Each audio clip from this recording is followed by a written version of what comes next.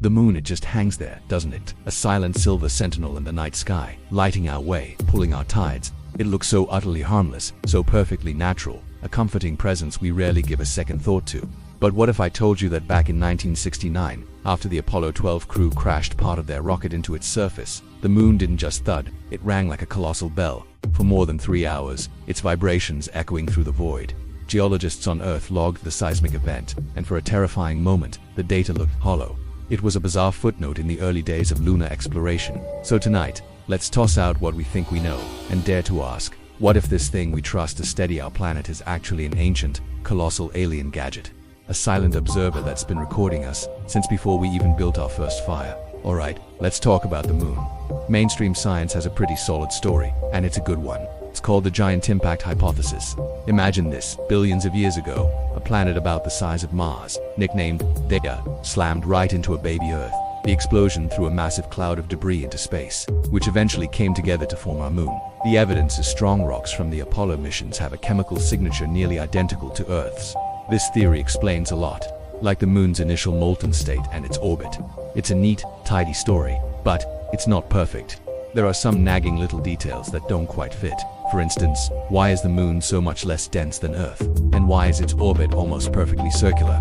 Even stranger are the super shallow craters left by massive meteor impacts, as if something incredibly hard is just beneath the surface. While science has ideas for these oddities, they leave just enough room for a much wilder theory to take the stage. Fast forward a few decades. NASA's Artemis program has expanded, dotting the far side of the moon with a network of advanced seismographs. The goal? To finally map the lunar interior in high definition. During a routine survey, a rover drops a small probe into the lunar dust. But instead of the expected thud, every sensor on the network screams to life. It's not just noise, it's a perfect, pure sine wave. A clean, metallic, resonant tone that echoes for 4 hours, as if the moon were a giant hollow bell. The signal repeats at every new test site. It's a chillingly consistent signature. Within 48 hours, space agencies worldwide lock down the data. But secrets this big never stay buried. A leaked 3D analysis paints an impossible picture. The moon's core isn't rock. It's a vast 200-kilometer-wide geodesic lattice honeycomb of perfect right angles and massive vacuum cavities. The truth is undeniable. The moon wasn't formed, it was built. Can you imagine being the grad student who first sees that scan? The one who watches an impossible lattice resolve on screen. The first reaction must be a mix of pure joy and absolute disbelief. The second, realizing you've just found the greatest scientific discovery in human history. If this lunar shell is truly made of a titanium alloy laced with superconducting whiskers.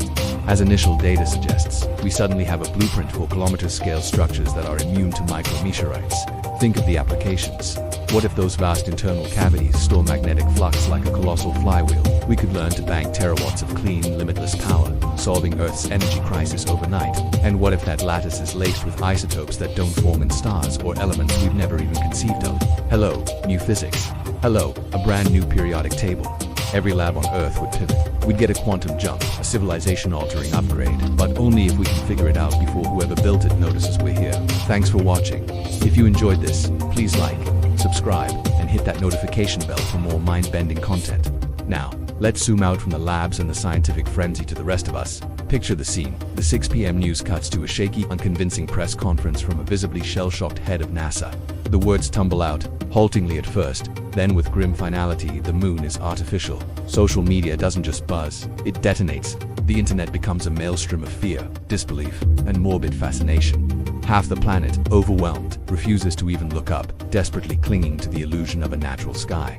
The other half, glued to their screens, streams live on TikTok, tears in their eyes, waiting for a first contact that terrifyingly never comes. Markets tank globally, plummeting into a free-fall unprecedented in history. If the very sky, that ultimate symbol of constancy, can lie, then what else is fake? What can we possibly trust? This is just the beginning. Subscribe and hit that bell icon to see what happens next. You won't want to miss it. So, with the world in utter disarray, what happens next? This is where the true terror and the wild speculation begins. Let's consider a few possibilities. Possibility A. The station is ancient, its makers long gone. It's a cosmic buoy, a relic left to watch a young world. After the initial shock, we slowly reverse engineer its technology. We become a starfaring species almost by accident, propelled into the galaxy on the shoulders of giants. The biggest drama: who gets the salvage rights to this incredible treasure? Possibility B. It's not abandoned, it's dormant. The moment our clumsy probes tickle its systems, a voice in every language on Earth politely requests we stop vandalizing their equipment. We comply, humbled and outmatched. Humanity becomes the newest intern at Galactic Community College, desperate to prove we're worthy. And the chilling possibility, see, it's a warden, a guardian placed to contain us. The moment we cross a line, it resets all our technology and announces a quarantine. We discover we're just subjects in a cosmic experiment. Alright, if your brain is buzzing, smash that subscribe button and comment below. Which scenario would you bet on: salvage, internship, or prison? I'm reading every theory, especially the weird ones.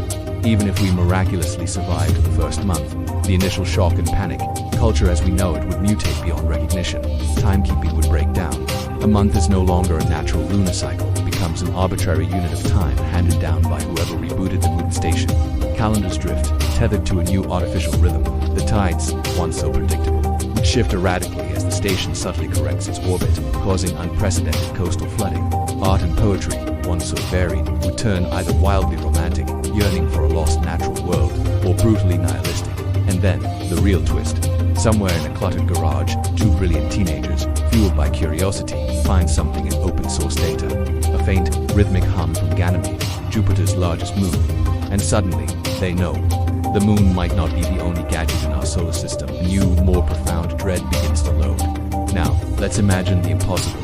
Suppose we actually learn to speak the builder's language, not just words, but math rendered as gravitational chirps, as complex energy fluctuations, and they answer back.